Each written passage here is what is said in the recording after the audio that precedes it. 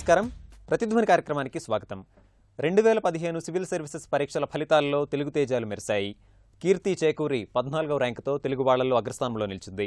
తెలుగు రాష్ట్రాల నుంచి మొత్తం 70 మంది దాకా ఎంపికయ్యారు. వీరిలో సగం మంది గ్రామీణ ప్రాంతం నుంచి వచ్చిన వారే. గత 5 ఏళ్లలో ఈసారే ఎక్కువ మంది తెలుగు రాష్ట్రాల నుంచి ఎంపికయ్యారు. సీశాట్ నిబంధనలో వచ్చిన మార్పు ఈ ఫలితాలకు కారణమైందని నిపుణులు అభిప్రాయపడుతున్నారు. ఈ నేపథ్యంలో సివిల్స్ టాపర్స్తో ప్రతిధ్వని చర్చ చేపట్టింది. సివిల్స్ విజయం పట్ల వారు ఎలా స్పందిస్తున్నారు, ఎలాంటి ప్రణాళిక వారి విజయానికి దోహదపడింది, వారికి స్ఫూర్తినిచ్చిన అంశమేంటి, ఔత్సాహికులకు వారిచ్చే సందేశం ఏమిటి అన్న అంశాలను వారి మాటల్లోనే తెలుసుకుందాం. చర్చలో పాల్గొంటున్న సివిల్స్ విజేతల్ని పరిచయం చేసుకుందాం.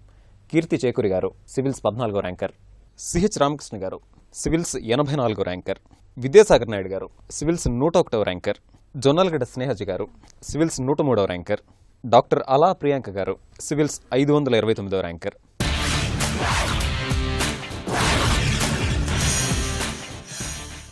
చేకూరి కీర్తి గారు, మీరు సివిల్ సర్వీసెస్లో విజయం సాధించినందుకు ఈటీవీ తరఫున ప్రత్యేక అభినందనలు. 14వ ర్యాంక్ని కైవసం చేసుకున్నారు. తెలుగు రాష్ట్రాల్లో మొదటి స్థానం సంపాదించారు. ఐఆర్ఎస్ ఎంపికైన తర్వాత మీరు మరొకసారి ప్రయత్నం చేసి ఐఏఎస్ సాధించారు. మరి ఐఆర్ఎస్తో మీరు ఎందుకు సంతృప్తి చెందలేదు? ఐఏఎస్ కోసం ఇంతగా కృషి చేయడానికి మీకు స్ఫూర్తి ఇచ్చినటువంటి వ్యక్తి కానీ అంశం కానీ ఉందా? యాక్చువల్లీ అండి, నేను ఐఐటి మద్రాస్ చదివానండి. చిన్నప్పటి నుంచి మా ఫ్యామిలీలో బ్యూరోక్రాట్స్ కానీ ఎవరు లేరు. సో నాకు చిన్నప్పటి నుంచి ఐఏఎస్ అవ్వాలని కళ కూడా లేదు. సో ఐఐటీలోకి వెళ్ళిన తర్వాత నేను మెటలర్జీలో చేశానండి. ఐఐటీలో కూడా బాగా చదివాను, టాపర్ ఉండేదాన్ని.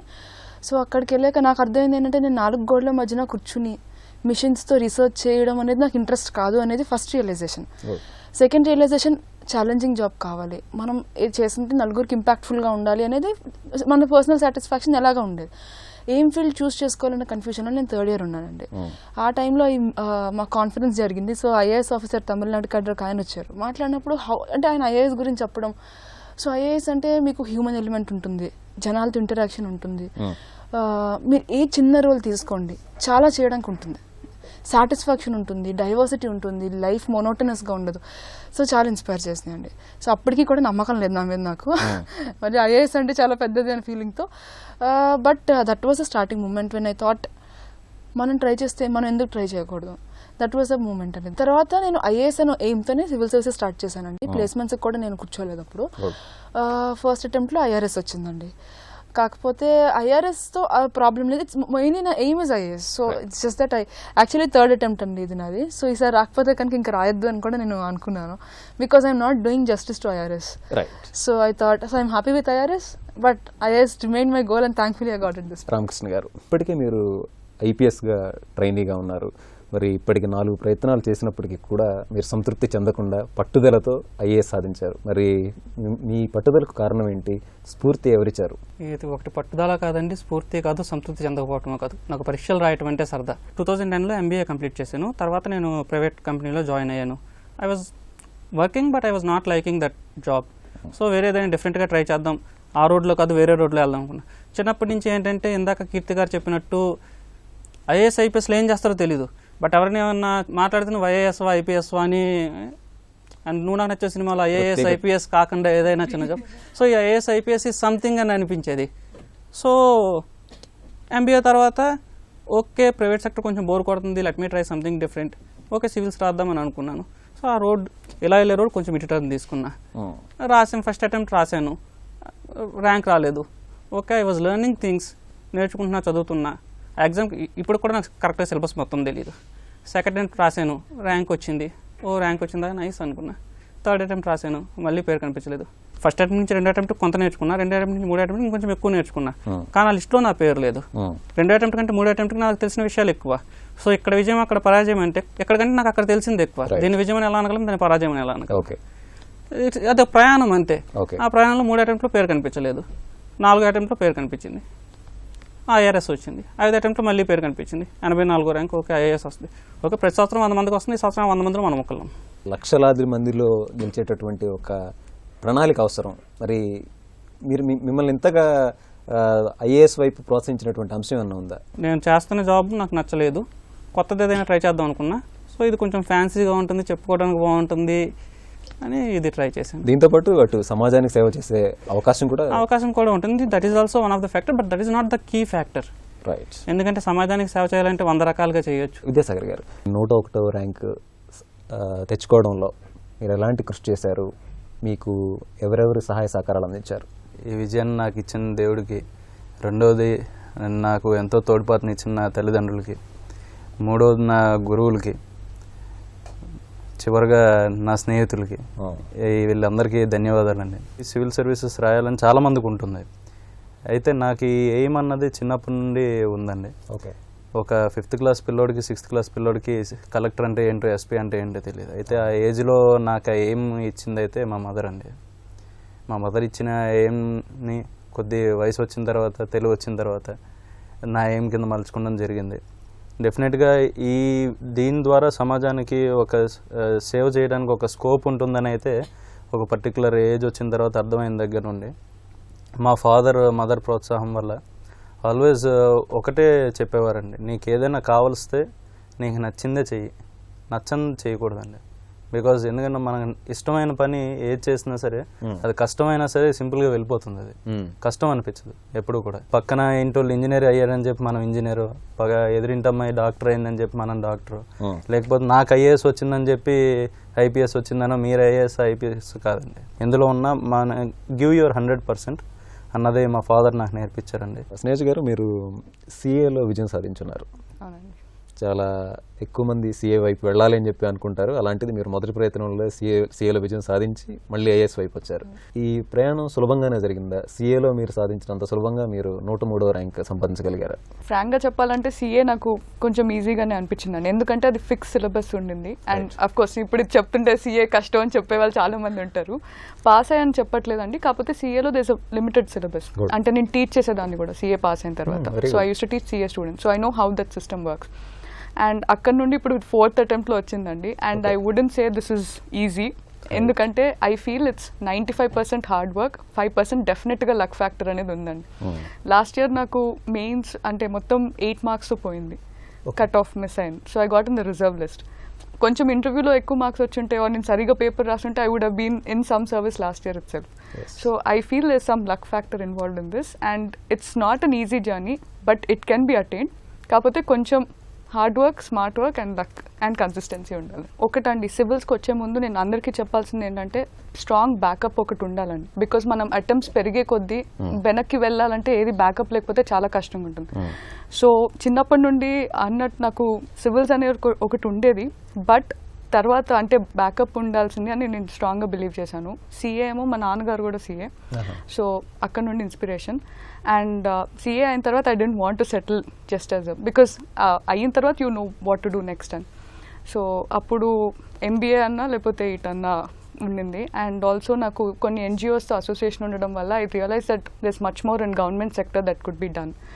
అండ్ మా నాన్నకి ఎప్పుడు తను చేయలేకపోయారు అని ఒక బాధ ఉండేది. He wanted me to, I mean he said నువ్వు చేస్తా అంటే I'll give you my 100% encouragement, I'm not forcing you, he never asked me to do it. Priyank garu, 529వ ర్యాంక్ సాధించినందుకు ముందుగా అభినందనలు. సివిల్ సర్వీసెస్ వైపు ఎందుకని మీరు రావాలని చెప్పి అనుకున్నారు? చిన్నప్పటి నుంచి ఇంట్లో కానీ మై డాడ్ డైనింగ్ టేబుల్లో కూడా ఎప్పుడు చెప్పేదన్నమాట, హీఈస్ అ డాక్టర్. ఇంకా ఇద్దరు పేరెంట్స్ గవర్నమెంట్ ఎంప్లాయీస్. ఎప్పుడు ఏంటంటే అమ్మాయిలకి they should have a job security. ఇంకా we always wanted to go in to government. ఇంకా దే ఆల్వేస్ టాట్ us కి you should help the poor. అంటే మనం whatever from our side మనం ఏం చేయగలుగుతామో పువర్ సొసైటీకి, అంటే డౌన్ ట్రాడెన్ పీపుల్కి we should do something from our side because we are in a good position అనేది దే యూస్ టు టీచర్స్. అంటే చిన్నప్పటి నుంచి that was hour lessons. So that was my inspiration. Then that ఆ goal తోటి I join medicine అనమాట. So medicine is one platform where you can help people. That and then I study in a rural college. అక్కడ then అక్కడ 3rd, 4th ఇయర్లో అప్పుడు realise అయ్యనమాట, health is only one small part of major problem. Health doctors free medicines ఇవ్వచ్చు, investigation చేయొచ్చు, అన్నీ చేయొచ్చు, but people don't have food to eat. They don't have, అంటే వాళ్ళకి సరిగా లైవ్లీహుడ్ ఆప్షన్స్ లేవు. రూరల్ అంటే విలేజెస్లో చాలా కండిషన్స్ ఆర్ వెరీ బ్యాడ్. ఇంకా ఐ స్టడీ ఇన్ మహారాష్ట్ర అనమాట. సో 3rd, 4th ఇయర్లో ఐ రియలైజ్డ్ కి ఇంకా చాలా ఉంది what we can do. So అప్పుడు civil services one of the best platform అనిపించింది. అదే ఇన్స్పిరేషన్తో my sister was in IIT. ఇంకా తను కూడా she had the same goal, అంటే ఆమె చైల్డ్హుడ్ నుంచి అదే గోల్. So we both prepare together. 13లో she got in to service and then it took me, ఇది నా థర్డ్ అటెంప్ట్లో then I clear this time. గారు, ఆంథ్రోపాలజీ ఐచ్ఛికాంశంతో పరీక్ష రాశారు కదా, మరి ఆంథ్రోపాలజీని ఎందుకు ఎంచుకున్నారు? దానికోసం మీరు ఎలాంటి పుస్తకాలని రిఫర్ చేశారు? ఐఐటి నుంచి హైదరాబాద్కి వచ్చానండి. వచ్చిన తర్వాత కోచింగ్ ఇన్స్టిట్యూట్స్ అందరికి వెళ్తే నాకు అసలు ఏం ఆప్షన్స్ ఉంటే ఏం తెలియదు. సో చూస్తే అందరూ ఇక్కడ నుంచి పబ్లిక్ అడ్మినిస్ట్రేషన్ ఆంథ్రోపాలజీ తీసుకుంటున్నారని తెలిసింది. సో ఏంటి ఆంథ్రోపాలజీలో స్పెషల్ ఏంటి, వీటిలో ఏంటి అంటే పబ్లిక్ అడ్మినిస్ట్రేషన్ తీసుకుంటే మనకి ఫ్యూచర్లో యూజ్ అవుతుంది, because it's we're dealing with public. Anthropology తీసుకుంటే సిలబస్ తక్కువ ఉంటుంది, మార్క్స్ జనరల్లీ నాట్ తక్కువ ఇవ్వరు, ఈజీగా మేనేజ్ చేయొచ్చు, మనకి మంచి కోచింగ్ ఫెసిలిటీ ఉంది అని చెప్పి నేను జాయిన్ అయ్యానండి. ప్రాక్టికల్గా చెప్పాలంటే పెద్ద రీజన్ ఏం లేదు ఆంథ్రో చూస్ చేసుకోవడానికి. సిలబస్ పేపర్లో ముందు పెట్టుకుని మనం ప్రతి టాపిక్ మీద make a small note are at least read something about it. Civil services అన్న వెంటనే ఇంటర్వ్యూ గురించి ఎక్కువ మందికి తెలుసుకోవాలనేటువంటి ఆసక్తి ఉంటుంది. ఇంటర్వ్యూతో పాటుగా అత్యంత కీలకమైనటువంటిది మెయిన్స్ పరీక్ష. మరి మెయిన్స్ కోసం ఎలా ప్రిపేర్ అయ్యారు? మీ ఇంటర్వ్యూ అనుభవం చెప్పండి. నాకు థర్డ్ అటెంప్ట్ అండి. ఫస్ట్ సెకండ్ అటెంప్ట్స్లో కూడా నాకు ర్యాంక్ వచ్చింది. 2 సార్లు కూడా మెయిన్స్లో జస్ట్ అబవ్ కట్ ఆఫ్ అండి. 5 మార్కులు 10 మార్కులతో వచ్చింది. తను అన్నట్టు చాలా అదృష్టం ఉండాలి. నా అదృష్టం అంతా 5 మార్కులు 10 మార్కులతో వచ్చిందండి. సో ఇంటర్వ్యూలో 2 సార్లు ఎక్స్ట్రాడినరీ అంటే అబవ్ 200 2 సార్లు వచ్చిందండి. 215 వచ్చింది, 210 వచ్చింది, which are very good, one of the highest marks. ఇంటర్వ్యూలో మనం బాగా చేయాలి అంటే కనుక నిక్కచ్చితనం అండి. నీకు వస్తే వచ్చని చెప్పు, లేకపోతే రాదని చెప్పు. May 6th అయిందండి ఇంటర్వ్యూ. అయితే చాలా క్వశ్చన్స్ అడిగారు. నువ్వు ఏం చీర కట్టుకున్నావు అన్నారు. సార్ తెలియదు అంటే నేను అంటే కాదియా కదా అన్నారు. అవును సార్ కాదియా అన్నారు. సో పోచంపల్లికి చందేలికి డిఫరెన్స్ ఏంటి అన్నారు. తెలియదు సార్ అన్నారు. ఇంకేదో అడిగారు. తెలియదు సార్ అని. So it happens. కొంచెం భయం వేస్తుంది, బట్ నిక్కచ్చితనం. తెలిస్తే తెలుసు అని చెప్పడం, తెలియకపోతే తెలియదు అని చెప్పడం. మనకి కొంచెం తెలిసేది వాళ్ళు ఇంప్రెస్ చేద్దామని మనం తెలిసి తెలియని వాళ్ళతో చెప్పాల్సిన అవసరం లేదు. ఇంకోటండి, ఇంటర్వ్యూలో 100 క్వశ్చన్స్ అడిగితే 90 చెప్పకపోయినా పర్వాలేదు, చెప్పి నీకు తెలిసిన 10 కరెక్ట్గా చెప్తే I think they judge you based on the answers to which you can answer well. చాలా మంది సీనియర్స్ పరిచయం అయ్యారు నాకు ఫస్ట్ అటెంప్ట్ సెకండ్ అటెంప్ట్లో. అండ్ చాలా ట్రాన్స్క్రిప్ట్స్ ఉంటాయండి. ఆల్రెడీ చాలా మంది జరిగిన ఇంటర్వ్యూస్ అన్నీ కూడా what do want to do, what are the qualities of civil servant possesses, what do want to do if you become DM of a district, so what do you do for women empowerment. సో ఇలాంటి questions డైరెక్ట్గా ఇంటర్వ్యూలోకి వెళ్ళి చెప్పొచ్చండి. But ముందే మనకు తెలుసు ఇలాంటి క్వశ్చన్స్ జరుగుతున్నాయి, అందరిని అడుగుతున్నారు అని. సో ఆల్రెడీ మనకు తెలుసు, you can probably prepare beforehand. There are so many questions అండి. I don't know. I literally didn't know anything. And there are some opinion-based questions. Room లోకి వెళ్ళిన వెంటనే టెన్షన్ రావడం సహజం అండి. What are the socio-cultural changes that are happening in India అని చెప్పి చాలా మంచిగా అడిగారండి. Actually it's an easy question, it's an opinion question. అంటే అక్కడ నాకు ఛాన్స్ ఉంది నన్ను ప్రూవ్ చేసుకోవడానికి. కానీ first question my mind didn't work. చెప్తున్నాను సార్, కానీ it's not at all holistic. Ramakrishna garu, Telugu రాష్ట్రాల నుంచి ఎక్కువ మంది ఎంచుకునేటటువంటి ఆప్షన్ తెలుగు సాహిత్యం. మీరు దాంతో విజయం సాధించారు. మరి ఆప్షన్ ఎంపికలో ఏం జాగ్రత్త తీసుకోవాలి? తెలుగు సాహిత్యం తీసుకున్న అభ్యర్థులకు రావట్లేదు అన్న దాంట్లో కొంత నిజం కూడా ఉందండి. లాస్ట్ 2 years చూస్తే చాలా తక్కువ మందికి వచ్చాయి. యాక్చువల్లీ నాకు కూడా ఆప్షనల్లోనే చాలా తక్కువ మార్క్స్ వచ్చాయి. Because of the optional I last out. భాష మీద ఆసక్తి ఉండాలి, కొద్దో గొప్ప భాష మీద పట్టు కూడా ఉండాలి. ఎందుకంటే ప్రతి పదానికి మనం ఇప్పుడు రోజు జీవితంలో చాలా ఇంగ్లీష్ పదాలు వాడుతున్నాం. బట్ ఇలాంటి లాంగ్వేజ్లో పెరిగిన మనం అన్నయ్య రాసిన తెలుగు అర్థం చేసుకోవాలంటే అర్థం చేసుకున్నాం, కొద్దో గొప్ప భాష మీద పట్టు లేకపోతే. సో అది ఒకటి ఇంపార్టెంట్ అండి. సెకండ్, తెలుగు నేను ఎందుకు తీసుకున్నానంటే limited syllabus. Not only the size of the syllabus is limited, కొన్ని ఆప్షన్స్ తక్కువ సిలబస్ ఉన్నాయి, but there scope is extensive. రకరకాలుగా ప్రశ్నలు అడగచ్చు. తెలుగులో స్కోప్ కూడా limited. The way they can ask questions ఎన్ని రకాలుగా అడగలనేది చాలా పరిమితమైనది. సో దానివల్ల ప్రిపరేషన్కి చాలా ఈజీగా ఉంటుంది. అండ్ ఇంకొకటి ఏంటంటే, నాకు కథలు చదవటం అన్నా రాయటం అన్నా చాలా ఆసక్తి. అది కూడా ఒక కారణం అండి ఇవి తీసుకోవడం, లిటరేచర్ తీసుకోవడానికి. ఒక కామన్ మిత్ ఏంటంటే ఇంటర్వ్యూకి ప్రిస్క్రైబ్డ్ సిలబస్ ఉండదు అని. ఓకే, ప్రిస్క్రైబ్డ్ సిలబస్ అంటూ ఉండదు, బట్ ఏంటంటే the interview is limited by the interviewer's knowledge. Interviewers they are mature people. వాళ్ళ విజ్ఞాన ప్రదర్శన చేయాలనుకోరు, అక్కడ మనల్ని ప్రశ్నించాలనుకుంటారు. మన కెరీర్లో మన బయోడేటాలో ఎక్కడ టచ్ ఉంది. సపోజ్ నేను బీకామ్ చేశానండి, ఎంబీఏ చేశానండి, and then I was into police service, and then I was into some risk management consulting. So వాళ్ళని ఏదో క్వాంటమ్ ఫిజిక్స్లో క్వశ్చన్ అడిగారు అనుకోండి, it's given that I don't know it. So it doesn't make sense that they are asking me that question. అది వాళ్ళకి తెలుసు, అది వాళ్ళకి తెలిసిన విషయం నాకు తెలుసు. So they are just trying to make me uncomfortable. I'm not going to give it there. Vidyasagar garu, మీరేమంటారు? ఆప్షన్ ఎంపిక ఏ ప్రాతిపదికన జరగాలి? కొత్తగా ఆప్షన్ ఎంపిక చేసుకోవాలనుకుంటున్న వారికి మీ సూచన ఏంటి? ఆప్షనల్ ఎంపికలో మీరు తీసుకోవాల్సింది 3 ఫ్యాక్టర్స్ని, 3 విషయాలను మీరు గుర్తుంచుకోవాలండి. మొదటిది మీ పర్సనల్ ఇంట్రెస్ట్. నేను ఎంతసేపు కూర్చొని చదవగలుగుతాను, ఎలాంటిది కూర్చొని చదవగలుగుతాను, నాకు ఏది ఇష్టం అన్నది బేసిక్గా ప్రతి ఒక్క మనిషికి స్కూలింగ్ నుండి ఏదో సబ్జెక్ట్ ఇష్టం ఉంటుంది. ఒక్కొక్కటి మ్యాథ్స్ ఇష్టం, ఒకళ్ళకి ఫిజిక్స్ ఇష్టం, ఒకళ్ళకి తెలుగు సాహిత్యం అంటే ఇష్టం, సోషల్ కొంతమందికి ఇష్టం, చరిత్ర కొంతమందికి ఇష్టం. అలాగా మీకు ఏది ఇష్టం అన్నది ఫస్ట్ మీరు చూసుకోండి. ఆ తర్వాత సిలబస్ షీట్ ఒకసారి చూడండి, ప్లస్ సీనియర్స్ దగ్గరికి వెళ్ళి ఆ ఆప్షనల్ తీసుకున్న వాళ్ళని అడగండి.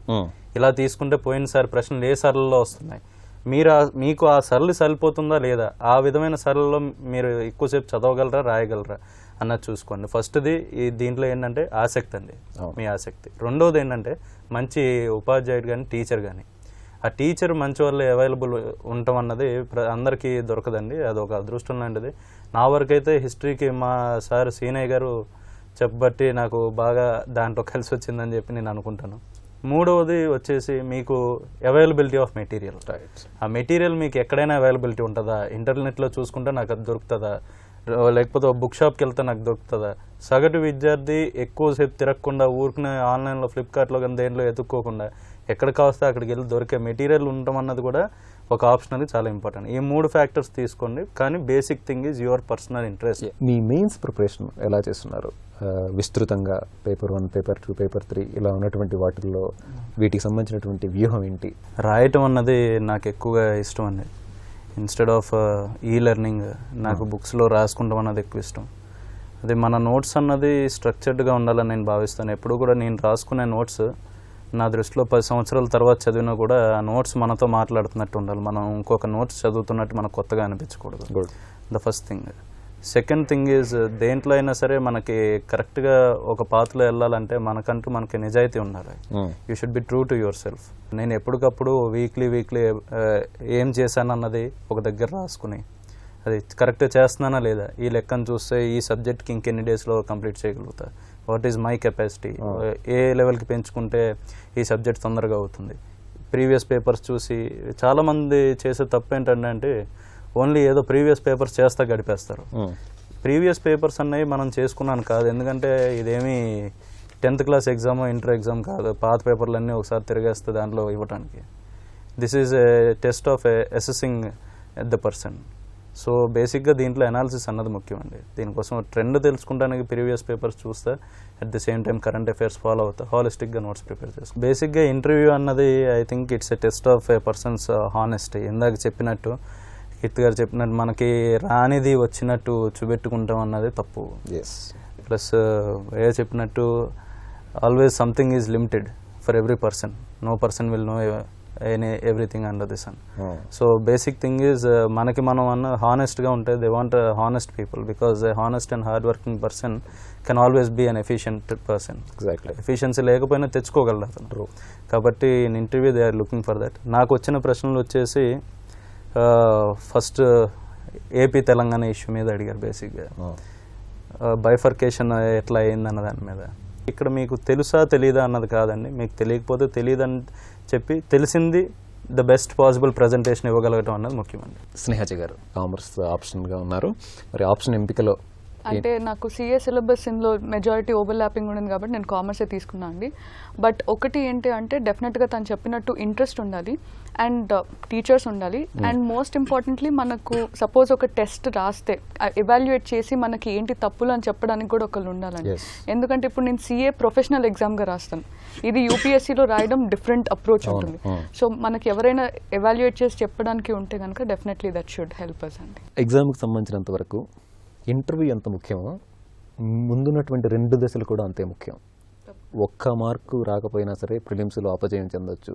మరి అలాంటి ప్రిలిమ్స్కి ఎలా సన్నద్ధత కావాలి, కీలకమైనటువంటి మెయిన్స్కి మీరు ఎట్లా కృషి చేశారు? నేను బెస్ట్ ఎగ్జాంపుల్ అనుకుంటాను. ప్రిలిమ్స్ నాకు ఫస్ట్ అటెంప్ట్లో నాకు 5 మార్క్స్తో పోయింది. So I know the cost of each question. And next అటెంప్ట్లో I had a 10 marks thing. Prelims ఏంటంటే ఒక question can definitely make your game, change your game. అంటే because there so many people అంటే చాలామంది అప్లై చేస్తారు కాబట్టి కొంచెం ఆ క్యాల్కులేటెడ్ రిస్క్ తీసుకోవాలండి అటెంప్ట్ చేసేటప్పుడు. 2 ఆప్షన్స్ ఎలిమినేట్ చేయగలిగితే ఆ రెండిట్లో ఏది అనేది కొంచెం అక్కడ క్యాల్కులేటెడ్ రిస్క్ అనమాట. సో ప్రిలిమ్స్కి మొత్తం ఫ్యాక్చువల్గా కొంచెం చదువుతూ వెళ్తుంటాము, మెయిన్స్కి ఏమో మొత్తం కాన్సెప్ట్స్ ఆల్రెడీ అప్పటికి చదువు ఉంటాము, దాని మీద ఒపీనియన్ బేస్డ్ లేకపోతే అండర్స్టాండింగ్ అది అర్థం చేసుకుని దాన్ని ఎలా ప్రజెంట్ చేయాలి అన్నది ఉంటుందండి. అండ్ మెయిన్స్ నా optional commerce and accountancy. So నాకు లాస్ట్ ఇయర్ అంటే మొత్తం CA సిలబస్, కాకపోతే CA సిలబస్ మొత్తం నేను 8 పేపర్లో రాసేది ఇక్కడ ఒక్క పేపర్లో రాయాలి ఫర్ 250 మార్క్స్. ప్రాబ్లం ఏంటంటే నాకు లాస్ట్ అటెంప్ట్లో నేను అది మొత్తం ఫినిష్ చేయలేకపోయాను. ప్రాబబ్లీ ఓవర్ కాన్ఫిడెన్స్ అనుకోవచ్చు, ఏదన్నా కానీ నాకు అది సరిగా రాయలేదనిపించింది. అది ఈసారి కరెక్ట్ చేసుకొని ఫుల్గా అంటే ఎలా ప్రిపేర్ అవ్వాలి అని మొత్తం స్ట్రాటజీ వేసుకొని దాన్ని బట్టి ముందుకు వెళ్ళాను. ప్రియాంక్ గారు, మీ ప్రిపరేషన్లో మీరు ఎదుర్కొన్నటువంటి ఇబ్బందులు ఏంటి? ప్రిలిమ్స్, మెయిన్స్, ఇంటర్వ్యూ 3 దశలకి మీరు ఎట్లాంటి స్ట్రాటజీ ఫాలో అయ్యారు? సైన్స్ స్టూడెంట్ కాబట్టి ఆంథ్రోపాలజీ నాకు ఇంకా మెడిసిన్లో ఆల్మోస్ట్ ఫిజికల్ ఆంథ్రోపాలజీ చాలా ఆల్మోస్ట్ 30% ఓవర్లాపింగ్ ఉంటుంది కాబట్టి that is one reason I took anthropology. ఇంకా వీళ్ళందరిలాగా I didn't have any teacher, నేనేం కోచింగ్ తీసుకోలేదు, all full it was self study. ఇంకా అండ్ నేను ఢిల్లీలో చదువుకున్నాను, అంటే జనరల్ స్టడీస్ అదంతా essay and all. So I could not ఇక్కడ ప్రిపేర్ కావడానికి నాకు టైం లేదు. యాక్చువల్లీ ఆంథ్రోపాలజీ టీచర్స్ ఎక్కువ హైదరాబాద్లో ఉన్నారు, ఢిల్లీలో ఎక్కువ ఏం లేరు. So it was a compulsion that I had to study on my own అనమాట. ఇంకా అన్ని but one good thing about anthropology ఏంటంటే చాలా మెటీరియల్ అవైలబుల్ ఉంది ఇప్పుడు మార్కెట్లో. సో నేనే అన్ని చాలా టెక్స్ట్ బుక్స్ చదివి మెటీరియల్స్ చదివి then I made my own notes అలా. అండ్ దెన్ సెల్ఫ్ ఇంట్రెస్ట్ కూడా ఉంది, సైన్స్ సబ్జెక్ట్ కాబట్టి it was a kind of easy thing. Pages answer రాయని అవసరం లేదు, you can do smart work. అంటే జస్ట్ ఫ్లో చార్ట్స్ అన్ని డిపిక్షన్స్ ఉండాలి, దెన్ డయాగ్రామ్స్ అవన్నీ ఉంటే you will get good marks. Prelims, mains, interview 3 stages are very important. ఒక్కొక్క mark also counts అనమాట. ప్రిలిమ్స్లో I kind of was above cut off. మెయిన్స్లో ఏంటంటే actually I'm from ICSE school, అంటే అందుకే I know like how to write. నేను first అంటే ఒక్కొక్క పాయింట్ వైజ్ రాయాలి, దట్ ఈస్ మోర్ ఇంపార్టెంట్ అనుకుంటాను. అంటే I gave lots of test series అవన్నీ రాశాను, రైటింగ్ ప్రాక్టీస్ ఉంది, కానీ I could not do so well. ఎందుకంటే యూ కెనాట్ రైట్, చాలా నాలెడ్జ్ తెలుసు, కానీ you have to write in 10 marks. ఇంకా ఇన్ ద స్టిపులేటెడ్ టైమ్ ఆ 3 hours-లో you have to write so many questions and to the point. ఒక్క క్వశ్చన్లో you will have 3 parts. So that is more important. అంటే ఎప్పుడు కూర్చున్నా we use to have a group అనమాట, ఒక ఫ్రెండ్స్ గ్రూప్, ఒక 3-4 members. We use to see questions చూడాలి, then took ఒక 5 points ఉన్నాయా లేదా. So that is how we prepared. ఒక స్మార్ట్ వర్క్ అనమాట. You know lots of things, everybody who prepares they know lot of things, కానీ how you put it on the paper in the right way, that is more important for mains. 20-25 ప్రశ్నలు 3 గంటల్లో రాయడం అంటే ఎక్కువ ఒత్తిడికి ఇంకా అందులో చాలా ఒక క్వశ్చన్లో మళ్ళీ sub questions, and then each question has 3 parts. అలా చాలా questions. It's like brain putting your brain too much work అనమాట ఆ 3 hours. సో అది ముందర నుంచే ప్రాక్టీస్ ఉండాలి. టెస్ట్ సిరీస్లో కానీ దెన్ అదే ఇంట్లో కూర్చొని కూడా రాయొచ్చు, నాట్ నెసరీ ఏదో టెస్ట్ సిరీస్ బయటికి వెళ్ళి రాయాలని. You take set of questions, ఒక్కొక్క సబ్జెక్ట్లో టేక్ సెట్ ఆఫ్ క్వశ్చన్స్, అది ముందర నుంచి ఒక 5 points 10 points ఉన్నాయా ఫర్ ఎవ్రీ టాపిక్. అలా that's how I prepare for mains. 2013లో ఇంటర్వ్యూలో విఫలమైన తర్వాత మళ్ళీ 2016లో ఇంటర్వ్యూలో విజయం సాధించే వరకు మీలో ఎట్లాంటి మార్పు కనిపించింది? గత ఇంటర్వ్యూ కన్నా ఈ ఇంటర్వ్యూలో మీరు ఎలాంటి మెరుగైన ప్రదర్శన ఇచ్చారు? ఏమేమి ప్రశ్నలు వచ్చాయి? ఇంటర్వ్యూ అన్నట్టు కీర్తి అన్నట్టు I think it is kind of luck. Okay, ఎందుకంటే అప్పుడు నాకు ఆ బోర్డ్లో I didn't know any question. వాళ్ళు అడిగిన నాకు అసలు సంబంధించిన క్వశ్చన్స్ అడగలేదు, అన్నీ totally out of my way. అంటే half the questions are like sir నాకు I don't know sir, I don't know sir, I don't know sir. అదే 2015 ఇంటర్వ్యూ అంటే అన్ని from my background are from the topics I know. అంటే it is like totally different, it's all opinionated. అంటే first time it was all facts based question, everything was facts and which are not necessary facts. అదే this year it was all opinionated question. So it is kind of luck also. Keerthi garu, civils ఒక ప్రయత్నంలోనే రాకపోతే డీలా పడిపోతున్నటువంటి ఉదంతాలను కూడా చూస్తూ ఉన్నాం. ఔత్సాహికులకి మీరు ఎట్లాంటి సూచనలు ఇస్తారు? మన వైపు నుంచి మనం తప్పు చేయకూడదు, ఎంత వీలైతే అంత కష్టపడ్డాం, కానీ కష్టం సరిపోదు. సో తను అన్నట్టంటే smart work is very important. Answer అంటే లెర్నింగ్ కోసం సివిల్స్కి వస్తున్నారా, ర్యాంక్ కోసం సివిల్స్కి వస్తున్నారా, ఆ క్లారిటీ చాలా ఇంపార్టెంట్ అండి. మీకు ర్యాంక్ కోసం వస్తే ర్యాంక్ తెచ్చుకోండి, ర్యాంక్ కోసం మీరు వస్తే కనుక ర్యాంక్ తెచ్చుకోవాలంటే ఏం చేయాలి? లెర్నింగ్ సరిపోదండి, అస్సలు సరిపోదు. నేను బెస్ట్ ఎగ్జాంపుల్, ఫస్ట్ 2 attempts నాకు 500 వచ్చింది, 400 వచ్చింది, అది కూడా మెయిన్స్ చాలా తక్కువ మార్కులు వచ్చండి. నాకు చాలా తెలుసు, కానీ రాసినప్పుడు బోరింగ్ ఆన్సర్స్, అసలు సైడ్ హెడ్డింగ్స్ ఉండవు, ఎగ్జాంపుల్స్ ఉండవు, కేస్ స్టడీస్ ఉండవు, అసలు తెలిసినా నాకు రాయాలని తెలియదండి మార్క్స్ ఇలా వస్తే. సో పోటీతత్వం, వాట్ ఐ మీన్ ఇస్ మనం కొంచెం చుట్టూ ఎవరైతే ఆల్రెడీ సక్సెస్ఫుల్ క్యాండిడేట్స్ ఉండొచ్చు, కొంతమంది ఫెయిల్ అయిన వాళ్ళు చేసిన తప్పుల నుంచి నేర్చుకోవచ్చు. అండ్ చాలా మంది అండి, అబ్దుల్ కలాం గారు కూడా, అందరూ, నేను ఇన్ఫాక్ట్ అదే అనుకున్నానండి సార్, నాకు 3rd attempt IAS రాకపోతే అబ్దుల్ కలాం గారు ఆ రోజు భయపడ్డారు, బాధపడ్డారు, ఆయనకి రాలేదు, పైలట్ అవ్వలేదు అని. నేను అనుకున్నది అవ్వాల్సింది లేదు, నన్ను IRS లోనే I will do my best in IRS, so I will not give the exam again. దేశానికి సేవ చేసేటటువంటి ఈ అవకాశాన్ని మీరు ఎట్లా వినియోగించుకోబోతున్నారు? మీ భవిష్యత్ ప్రణాళిక కానివ్వండి, సమాజం గురించి మీకున్నటువంటి కల కానివ్వండి.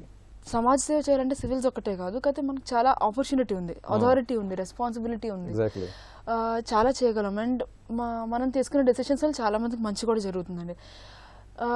యాక్చువల్లీ ఎన్ని ఇష్యూస్ ఉన్నాయంటే, మీరు కరువు అనండి, ఫార్మర్స్ సూసైడ్ అని చెప్పండి, గవర్నమెంట్ స్కూల్స్ మనం వెళ్ళలేం, మన పిల్లల్ని మనం జాయిన్ చేయట్లేదు, మనం గవర్నమెంట్కి హెడ్. సో మన గవర్నమెంట్ హాస్పిటల్స్ అవ్వాలంటే మనం వెళ్ళలేము ఆ హాస్పిటల్స్కి. అంటే వీళ్ళతో ఒక డిజాస్టర్ వచ్చింది, మొత్తం అయిపోయింది, మళ్ళీ ఫస్ట్ నుంచి మనం కట్టాల్సి వస్తుంది, ఉద్యోగాలు లేవు, ఉమెన్ ఆడవాళ్ళకి సేఫ్టీ లేదు. అంటే అసలు ప్రాబ్లమ్స్కి కరువు లేదండి. సో నేను ఏ ఫీల్డ్లోకి వెళ్ళినా I want to do my level best అండి. That's all. That Ramakrishna garu, సమాజానికి సంబంధించి మీరు ఎట్లాంటి ప్రణాళిక ఉంది? యాక్చువల్లీ టు బి ఫ్రాంక్, నా దగ్గర రెడీమేడ్ ప్లాన్స్ ఏమీ లేవండి. First of all I want to get my cadre. ఎందుకంటే మీరు చాలా ప్రాబ్లమ్స్ ఉన్నాయి, బట్ ప్రతి problem they are more state specific. ఒక్కో రాష్ట్రంలో ఒకలా ఉంటుంది ప్రాబ్లం. రెండు రాష్ట్రాల్లో సేమ్ ప్రాబ్లం ఉన్నా ఒక రాష్ట్రంలో దానికి కారణం వేరే ఉండొచ్చు, ఇంకో రాష్ట్రంలో దానికి కారణం వేరే ఉండొచ్చు. మీరు చూస్తే India is a very divorce country. చాలా సాంస్కృతికంగా చాలా విభిన్నత ఉంటుంది. మనం భిన్నత్వంలో ఏకత్వం అంటాం. ఒక నేషనల్ లెవెల్లో ఆ యూనిటీ థ్రెడ్ నడుస్తున్నా మీ ప్రతి రాష్ట్రంలో అక్కడ సంస్కృతి చాలా విభిన్నంగా ఉంటుంది. ఆ సంస్కృతిని, అక్కడ సమస్యల్ని ఆ సాంస్కృతిక పర్స్పెక్టివ్లో ఆ నేపథ్యంలో మనం అర్థం చేసుకున్నప్పుడే దానికి సరైన సొల్యూషన్ ఇవ్వగలుగుతాం. ఒక రాష్ట్రం కానీ, ఒక జిల్లా కానీ, ఒక దేశం కానీ బాగుండాలంటే మంచి విద్య ఉండాలి, మంచి ఆరోగ్యం ఉండాలి, ఉపాధి అవకాశాలు ఉండాలి, ఇవి చెప్పినట్టు అన్నీ ఉండాలి. కానీ ఒక్కో చోట అవి లేకపోవడానికి కారణాలు ఏంటి అనేది. ఇప్పుడు మనం గవర్నమెంట్ స్కూల్లో చదువు సరిగ్గా చెప్పరు అనేది మనం ఒక ప్రాబ్లం అనుకుంటాం. కానీ మీరు ఒకటి చూస్తే Kendriya Vidyalayas, Jawahar Navodayas, they are also government schools. అవి కూడా గవర్నమెంట్ స్కూల్సే.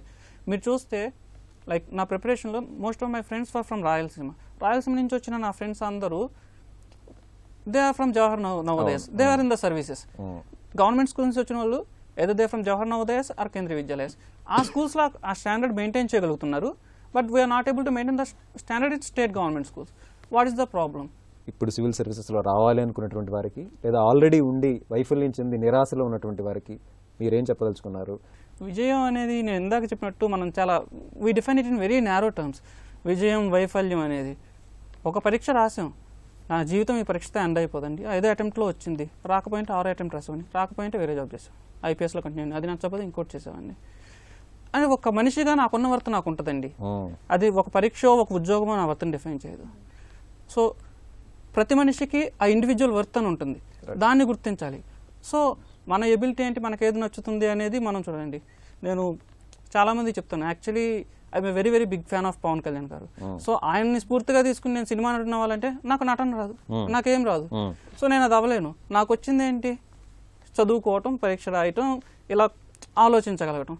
సో ఆయన్ని స్ఫూర్తిగా తీసుకున్నా, లేకపోతే ఆయన అంటే ఇష్టం ఉన్నా ఆయన రంగంలోకి వెళ్ళాలనుకోను, నా రంగంలో నేను రాణించాలనుకుంటా. రైట్. అలాగే సివిల్స్ రాసే వాళ్ళంతా ఒకటండి, సింపుల్గా ఆలోచించండి. 5 లక్షల మంది అప్లై చేస్తారు, 5 లక్షల మంది ప్రిలిమ్స్ రాస్తారు, యాక్చువల్లీ 10 లక్షల మంది అప్లై చేస్తారు. ఎన్ని సీట్లు? 1000 ఉద్యోగాలు. అంటే ఆ 1000 మందే గొప్ప మేధావులన్నా? యాక్చువల్లీ ఆ 1000 మందిలో వచ్చిన వాళ్ళు వేరే కాంపిటేటివ్ ఎగ్జామ్లో వీళ్ళు క్వాలిఫై ఉండకపోవచ్చు, వేరే వాళ్ళు క్వాలిఫై అయ్యి ఉండొచ్చు. విద్యాసాగర్ గారు, పరీక్షకు సంబంధించినంత వరకు కీలకమైనటువంటి సమకాలీన అంశాలతో పాటు సమాజాన్ని అర్థం చేసుకునేటువంటి స్వభావం ఉండాలి, సామాజిక అంశాల మీద పట్టు ఉండాలి. మరి వీటికి సంబంధించిన అవగాహన రావాలంటే ఏం చేయాలి? ఈరోజు కొత్తగా సన్నద్ధమయ్యే వారికి మీరేం సూచనిస్తారు? 3 కేటగిరీస్ అండి. దీంట్లో మొదటిది తల్లిదండ్రులు. మీ పిల్లలు ప్రిపేర్ అయ్యేటప్పుడు చుట్టాలు 10 మంది ఉంటారు. 10 మంది వచ్చి మీ అబ్బాయిని ఎందుకు జాయిన్ చేసావు, ఎప్పుడు వస్తావో తెలియదు అది అనేవాళ్ళు ఉంటారు. ముసలోళ్ళు కొంతమంది పాపం తెలియని వాళ్ళు వచ్చి ఇంకెప్పుడు అవుతుందమ్మా అనేవాళ్ళు ఉంటారు. కానీ మీరు చూడాల్సింది ఏంటంటే, రేపొద్దున్న అన్న రోజు మీ పిల్లలతో పాటు వీళ్ళందరూ ఈ చుట్టుపక్కల ఉన్న చుట్టాలు రారండి. The ultimate thing is he will be staying with himself. The first thing, ఆ పర్సన్కి చివరికి మిగిలేదు, ఆ పర్సన్ మిగులుతాడు. అతనికి రిలవెంట్ ఎవరున్నారంటే మీరే, పేరెంట్సే relevant. So the basic thing is there should be support from the parents. Second, the preparation అవుతున్న యాస్పిరెంట్స్కి ఇప్పుడు మొదలెట్టే వాళ్ళకి చెప్పదలుచుకుంది ఏంటంటే, whatever you are in, ఇప్పుడు రామన్ చెప్పినట్టు whatever you are in, give your best, try to give your best. ఇప్పుడు కీర్తి చెప్పినట్టు మనకి, if I'm not into IAS, I will be into IRS, I will give my best in to IRS.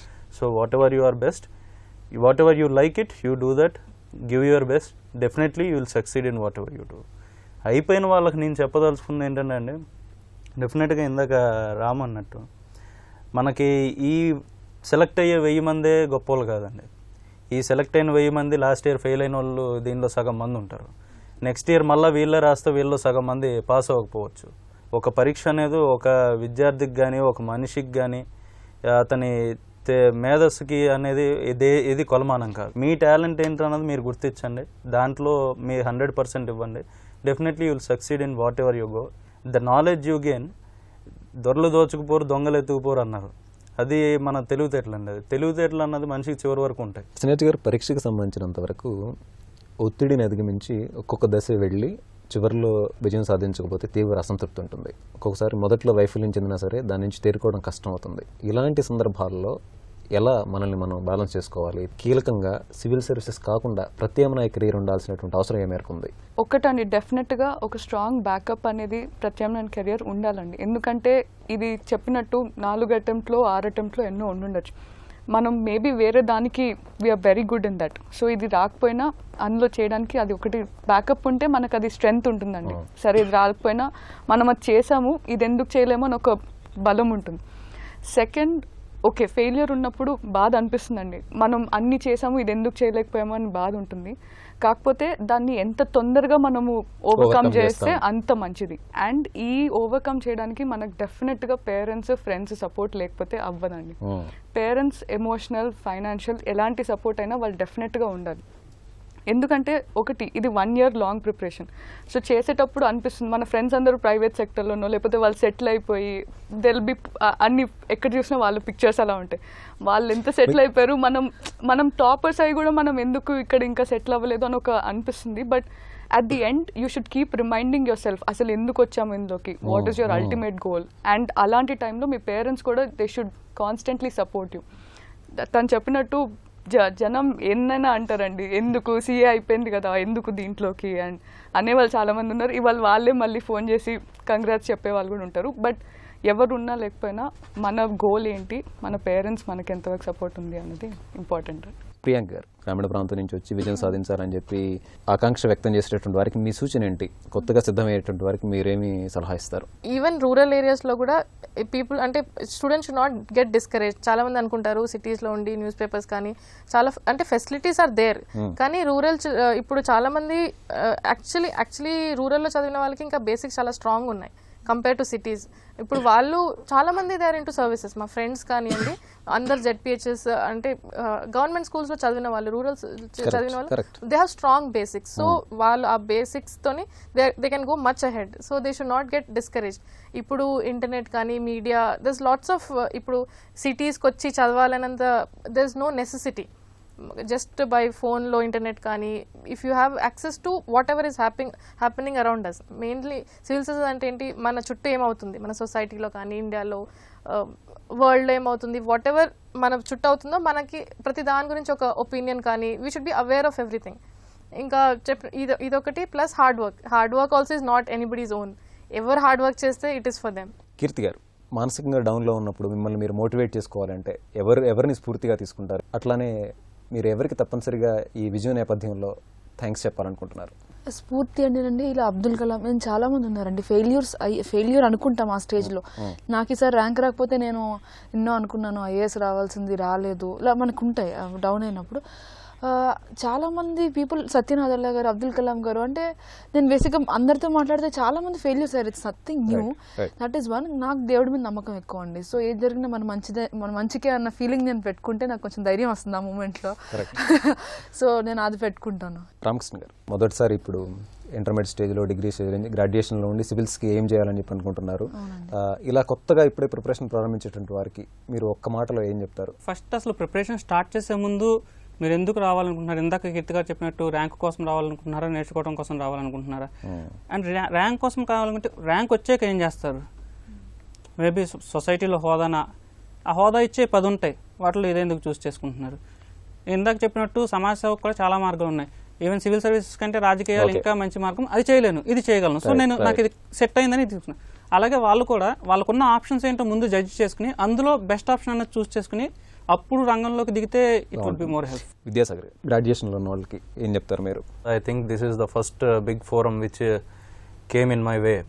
So నేను request చేయాలనుకుంటున్నాను, బేసిక్గా పేరెంట్స్ని request చేయాలనుకుంటున్నానండి. Basically for purpose of educating your girl child. ప్రస్తుతం మన సమాజంలో ఉన్న mind సెట్ని బట్టి మనం అందరం ఎంత కాదనుకున్నా that is there the thing that అమ్మాయికి ఇంత చాలులే అన్న టైప్ మైండ్ సెట్ అన్నది ఉందండి. నేను రిక్వెస్ట్ చేయాలనుకుంటుంది ఏంటంటే ఎవ్రీ వన్ ఆఫ్ యూ మీ అబ్బాయికి ఎంత చదివించాలనుకుంటున్నారో అంతే చదివించండి. ఎందుకంటే అబ్బాయి చదువుకుంటే నా దృష్టిలో ఒక మేల్ చైల్డ్ చదువుకుంటే తను వరకు తను బాగుపడొచ్చేమో, వాళ్ళ వైఫ్ని మంచిగా ఉండొచ్చేమో. But an educated woman will bring many people and also she can change the society. Okay. So ఆ రకంగా చూస్తే మీ పిల్లల్ని ఎంకరేజ్ చేయండి ఆ విషయంలో మాత్రం.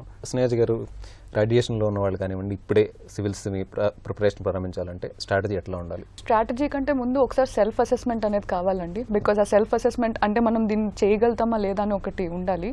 అండ్ ఇంకొకటి ఏంటి అంటే మెటీరియల్ చాలా ఉందండి మార్కెట్లో. అన్నీ కాకుండా కాన్సెప్ట్స్ నేర్చుకోవడం ఫస్ట్, అది మోస్ట్ ఇంపార్టెంట్. మీరేమంటారు? Mind set 2-3 years I want give dedicated work చేయాలి, ఇంకా స్మార్ట్ వర్క్ చేయాలి. తెలుగు రాష్ట్రాల నుంచి 70 మంది ఎంపిక కావడం ఔత్సాహికులకు ఎంతో స్ఫూర్తినిస్తోంది. ముఖ్యంగా గ్రామీణ విద్యార్థుల ఆత్మవిశ్వాసాన్ని రెట్టింపు చేస్తోంది. ప్రణాళిక, కృషి, పట్టుదల ఉంటే నేపథ్యం ఎలాంటిదైనా విజయం సొంతం చేసుకోవచ్చంటున్నారు విజేతలు. ఇది నేటి ప్రతిధ్వని. నమస్కారం.